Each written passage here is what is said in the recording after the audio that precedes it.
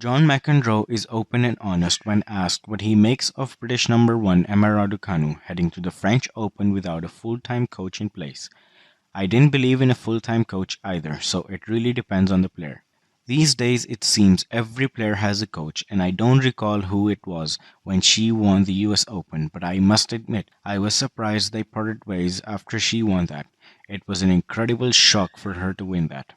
I'm not close enough to the situation to understand what is going on, but I'm sure there is a lot of people that would want to coach her. Raducanu, 19, heads to Paris having split with German coach Torben Beltz last month, leaving her searching for a fourth coach in the space of a year after spells with Nigel Sears at Wimbledon and Andrew Richardson at the US Open. She is presently without a full-time coach as she manages her first stint on the WTA Tour on clay.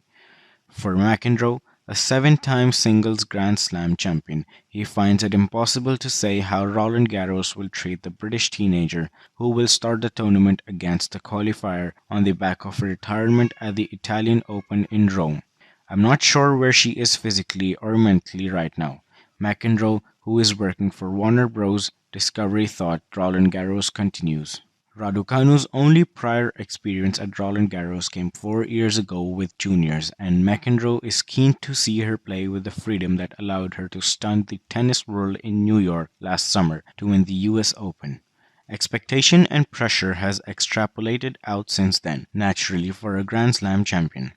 McEnroe himself has added to that pressure in the past, receiving criticism previously for suggesting the teenager was overwhelmed by the occasion when she withdrew from Wimbledon last summer due to breathing difficulties. But even without the presence of a full-time coach, establishing a core group around her that she is comfortable with is absolutely vital, believes the American. She obviously did something spectacular at the US Open, and you would try to, in some ways, replicate what she was feeling at that time to allow her to play freely, he said. That's a lot harder now because the expectations are a lot higher, so she has to find a group that can get her comfortable and allow her to train in a way that she understands is good for her and be able to go on the court and feel some type of joy and happiness playing. That's the trick, but there is no way to do that or understand how to do that unless you understand the person. That's the job of a coach or people around her to get her to a place to do what she does best.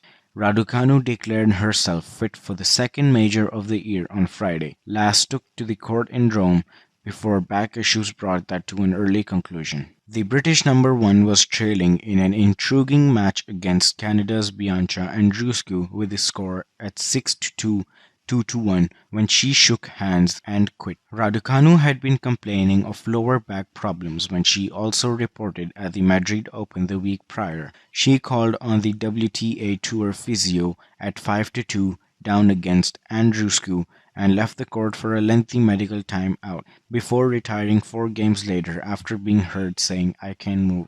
Speaking about that injury and her overall condition on Friday in Paris, Raducanu said, "I'm learning about my body for sure, and I'm very happy to be continuing my preparations for the French Open and to be able to play this tournament. It was definitely thrown into question, but at the end of the day I'm just learning, feeling it out. I got the all clear to continue with the preparations and see how things go.